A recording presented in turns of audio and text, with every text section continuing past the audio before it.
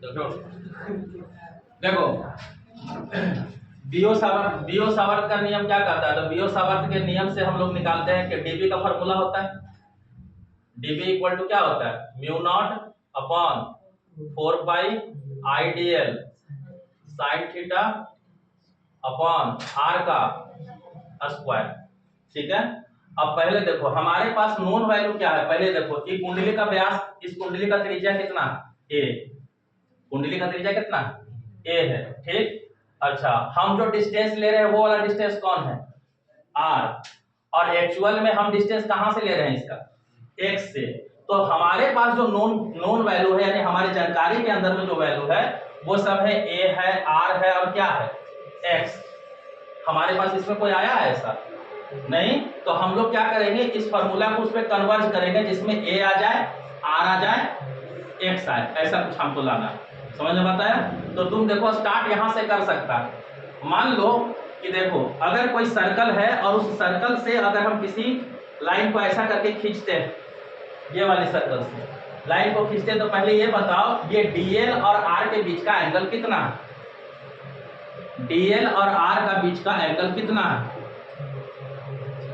DL और are के बीच का एंगल कितना है? देखो सर्कल ऐसा है, ठीक है, ये सर्कल है, इस सर्कल से बताओ ये इसका डीएल हुआ, लाइन इसका क्या है? डीएल, और ये रहा आर, कितना एंगल? ठीक। अभी कितना? अभी कितना? तो इस वाले लाइन से हम इसको ऊपर कर दे, नीचे कर दे, सब ऐसा है। तो ये वाला देखो ये रहा डीएल, और इसको हम ऐसा ऊपर करें तो भी 90, नीचे करें तो भी।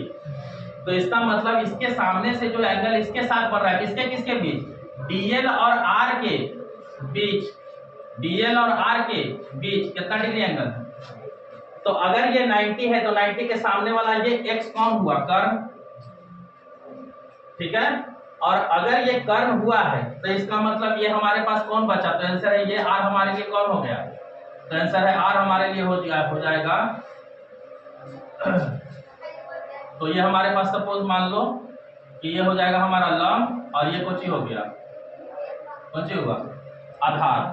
तो आर की वैल्यू देखो, आर किसके बराबर है? तो आंसर है आर बराबर हो जाएगा हमारा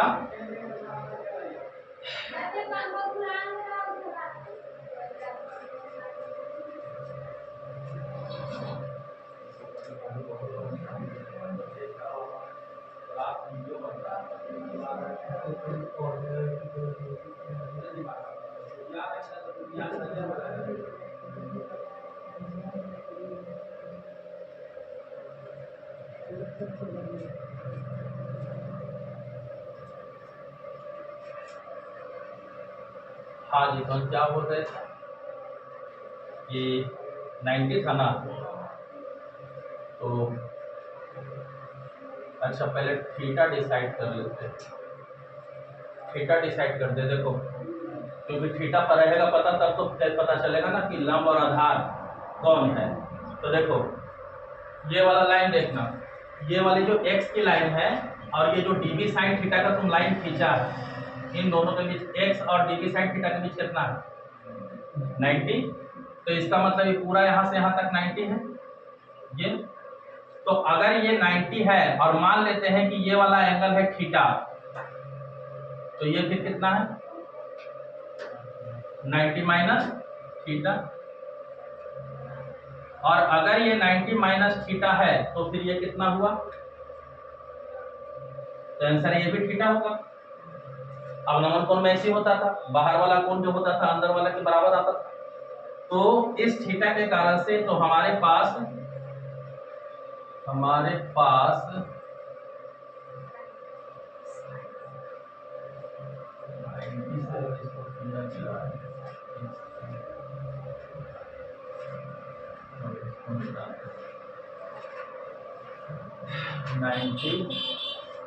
तो 90 के सामने वाला हमारा ये कुछ हो जाता है कर्व। तो कर्व अगर है तो ये हो जाएगा आधार बराबर हो जाएगा हमारा रूट अंडर कर्व स्क्वायर और माइनस आधार स्क्वायर। तो हो जाएगा x या लंब स्क्वायर जो भी करना होगा। इसको ऐसा करते हैं, सॉरी यहाँ तो भुलाइए गए, हमारा जो फॉर्मूला है उस फॉर्मूले में dB, यहाँ देखो इस फॉर्मूले में यहाँ तो ठीक तो है यार, आई dl और r के बीच में यहाँ साइन थीटा का वैल्यू यहाँ कितना लेना पड़ेगा, ये थीटा किसके किसके बीच होता है, dl और r के बीच कितना एंगल हुआ 90, तो साइन 90 कितना हो गया, साइन 90 कितना हो गया 1, तो ये हमारा वैल्यू dB बराबर क्या आ गया, mu naught upon 4 pi I into dl upon r का स्क्वायर।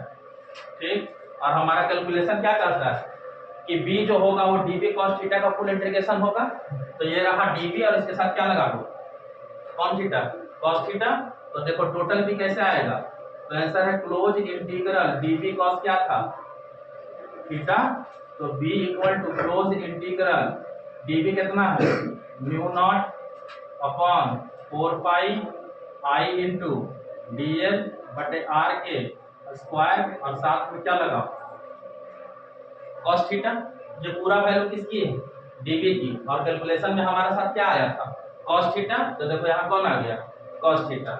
अब देखो, अब यहाँ ना cos थीटा को ना हम बदलना चाहते हैं, यानी थीटा को हम रखना नहीं चाहते, तो थीटा को हम नहीं रखना चाहते हैं, तो थीटा की वैल्यू को हम बदलेंगे, कैसे बदलेंगे तो थीटा के वैल्यू को चेंज करते हैं, अभी बताया ना यहाँ से कि यहाँ से यहाँ तक कितना एंगल 90, तो ये एंगल कितना हुआ थीटा, तो ये कितना हुआ 90 माइनस थीटा, तो ये कितना होगा इसके साथ, तो आंसर है इसके साथ जो एंगल बनेगा किसके साथ, तो dl और a के साथ ये एंगल कितना हो जाएगा थीटा हो जाएगा। ठीक, तो हमारे पास जब ये थीटा हो गया तो cos की वैल्यू कैसे पता करेंगे, तो पहले ये सब हटाओ, तो देखो जिसके ऊपर हमारे पास थीटा गिरता है तो थीटा का ठीक सामने वाला भुजा कौन सी होता है लंब, थीटा का ठीक सामने वाला भुजा कौन है लंब, तो इसका मतलब ये जो है वो कौन है आधार, और ये r उसके लिए फिर क्या है। ठीक, तो अगर ये कर्ण है तो cos थीटा की वैल्यू अगर हम निकालना चाहते हैं तो क्या होगा आधार बटे,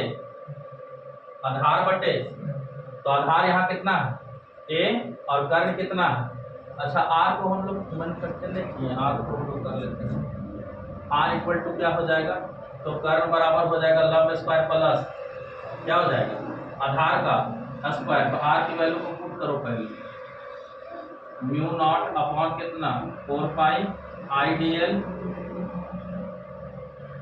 तो r का बराबर हो जाएगा हमारा r इक्वल टू कितना हो जाएगा a प्लस क्या होता है root under a plus a square plus x square, ये होगा,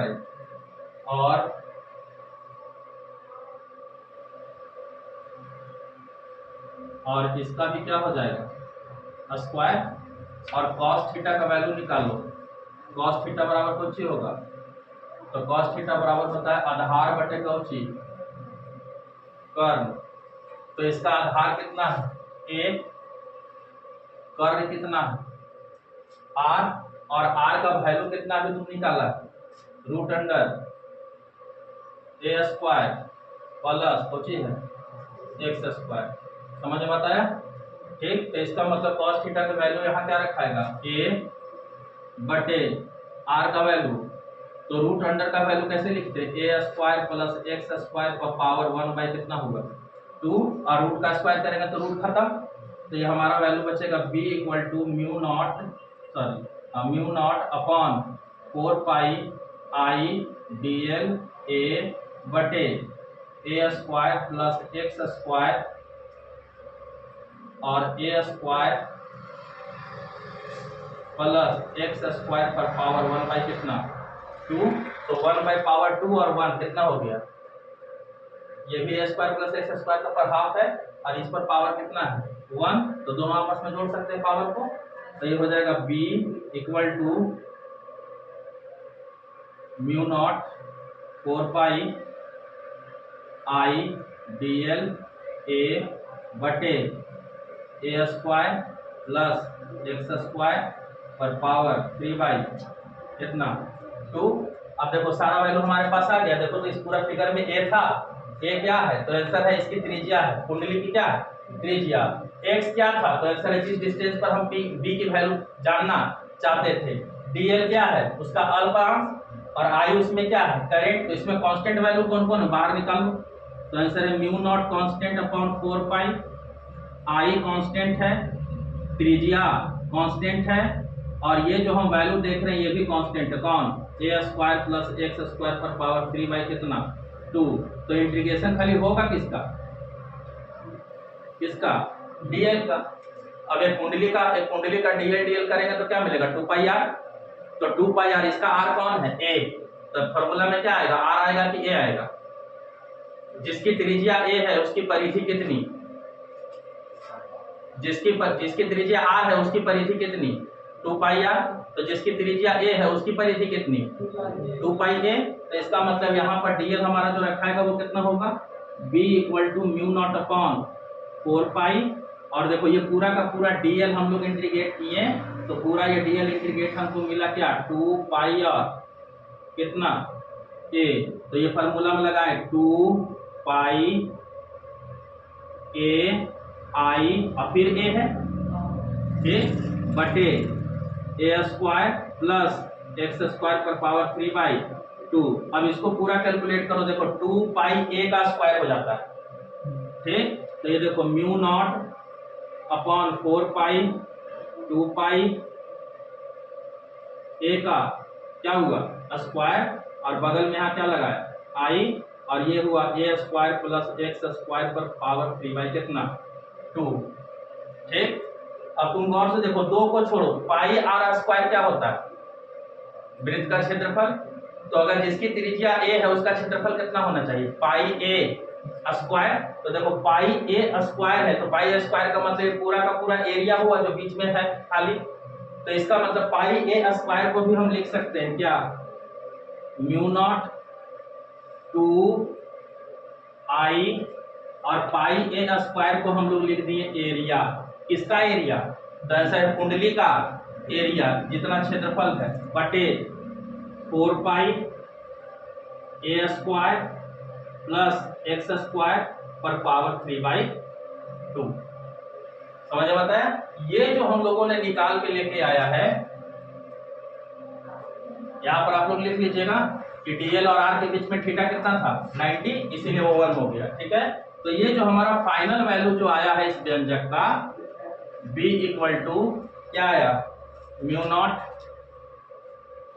अपॉन 4 पाई ये कांस्टेंट है।